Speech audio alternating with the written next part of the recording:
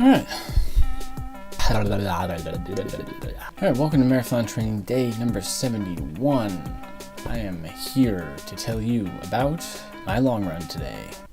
So I've got 3 topics that I want to go over for my long run. A little bit of pretty cool information brought to you by the Strava application. I'm going to go through split times and elevation, overall elevation, and heart rate. And heart rate analysis.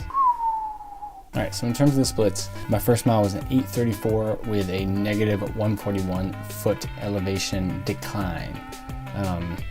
That makes sense. 8:34 is my warm-up mile. If it's downhill, it's always going to be pretty quick. Everything adds up there. My second mile, 9:31 minute with a negative 59 foot decline. Again, we're still going down. That 9:30 is about where I'm at in terms of like my average mile for my my goal heart rate. Mile 3, 8:48 minute with a negative 129 foot decline. Speeding up, feeling good. Still on that decline, so kind of crushing it. Going to the 4th mile, this is just getting into town right around the high school in Oneonta. I did a 10:12 minute with a 28 foot elevation gain. I think right about that time I was kind of taking a lot of turns, doing a lot of small downhill, quick uphill, downhill, uphill, stopping and waiting for traffic and things like that. Not really something I'm used to. I'm used to just kind of running on the back rows where I don't have to stop at all, but I think it was a change for me. Mile 5, 9:23 minutes with a negative 146 foot decline. So this is getting down into the Main Street area of Oneonta. I was feeling really good. Right at my 5 mile mark, I actually took some special juice. Wait a minute, let me get it. Yeah, okay. Alright, so a couple things I want to talk about with this. Around mile 5, I took one of these. This is a Cliff Energy Gel shot from the Athlete Series. It is a double espresso with other natural flavors, 100 milligrams of caffeine. So this is a bit of a boost. Yeah, I mean, a couple good things. 60 milligrams of sodium, 55 milligrams of potassium, 24 carbs, and 12 grams of sugar. So basically this is a little bit of a kicker in the middle of a workout when you're doing something that's more than an hour long. At mile 5, when I took it, I felt fine. I will update you as the miles go on how I thought that was affecting my body as someone who new to the gel game. Mile 6, 10:55 minute with 68 foot elevation gain. So this is pretty much my turning point. I'm headed back up towards my current living residence. Mile 7, 10:20 minute with a 31 foot elevation gain. Small gain. Again, I think I was feeling pretty good. I think this is when I was like, these things are pretty awesome. That was pretty much the moment where I thought I was feeling really good because of that. My legs felt a little bit better. I felt like there weren't really those instinctual little things that those bad habits when you start hitting kind of a little bit higher mileage, the sitting back in the saddle. Maybe your strides are getting a little bit more lazy. You're not lifting your legs as much. You're heel striking a little bit more. Mile 8, 11 minutes at 147 feet of elevation gain. So headed back out of town. This is when there's a bit of a climb. This was when things were getting a little bit tough. I will say here, I think this is about the part where I thought I was about to crap my pants. Not gonna lie, I was getting pretty scared knowing I was still about 2 miles out and it was about 10 degrees outside. We could have had a pretty messy accident on our hands. I don't know if that's this.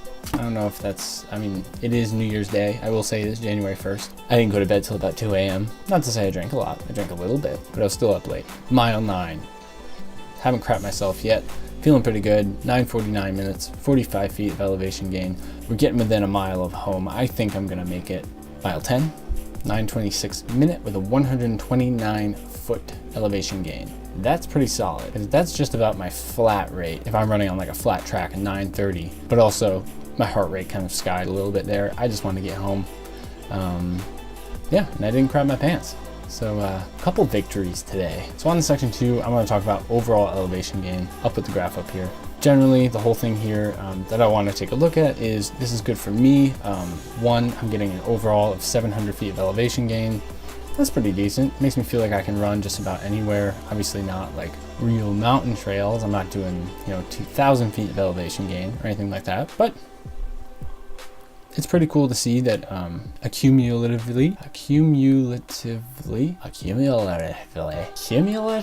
tubular days, So it's pretty cool to see that over, course of a 10 miler that I'm gaining 700 feet. It's cool. It kind of helps me when I look at my overall split times. The second half of the run, while it's going to be slower regardless of my terrain, or at least harder, makes more sense of why it's this much slower.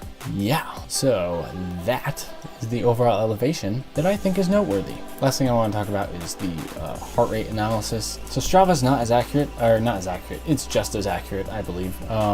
Obviously, I'm using the same Wahoo device. However, Strava gives a little bit less information. I could get the premium. I think they do more elaborate heart rate analysis. Doesn't really seem necessary. Maybe I'll get premium eventually.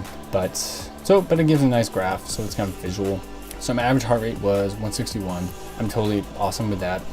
As long as my heart rate is between like a 155 and 165 average. Totally awesome. That's my goal for now.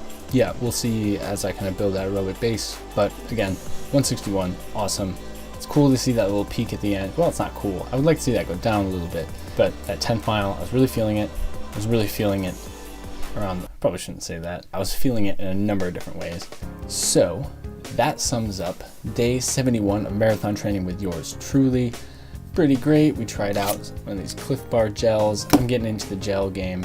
I'm excited to now have my long runs being double digits. We're doing some pretty good mileage. But I think the point is here, track your change so that you can kind of give yourself those little high fives, or you have a reason of why you're running a certain slow mile or a slow split pace at a certain part during your run. Because sometimes it's not easy to recognize those things. If it is a subtle gain of elevation, you might not really know why you're jumping around. That's all for me. Day 71. That was my long run. Tomorrow will be a rest day.